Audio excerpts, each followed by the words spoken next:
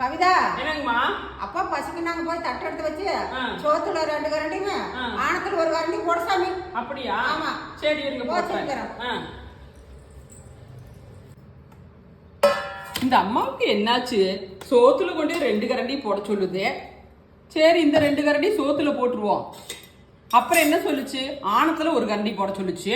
ஆனத்துலயும் 1 கரண்டி போட்டோம். இத போடுறதுக்கு எதுக்கு நம்மளே வர சொல்லுச்சு?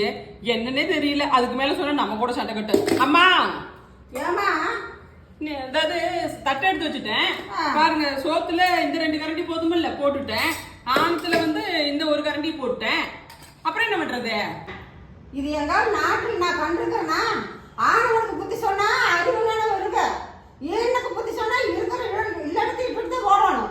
இப்படி ஒரு அநியாயத்தை எங்காவது நான் கண்டிருக்கிறேன்னா? நீங்க சொன்ன சொல்லுல ஒரு சொல் நான் மாத்தி சொல்லி செஞ்சிருக்கிறேனா? இரு, அதுக்கு தான் நான் இதே மாதிரி நான் உனக்கு பண்றேன். சரியா? நான் வேணா ஹோட்டல்ல ஆர்டர் பண்ணி சாப்பிட்டுக்கிறேன். போ எத்தனை நாளைக்கு போவேன் நானும் பாக்குறேன். லவண்டி மறுக்க திங்கிறதுக்கு இங்க வந்துதான் ஆகணும். வா அன்னைக்கு உன்னை வச்சுக்கிறேன்.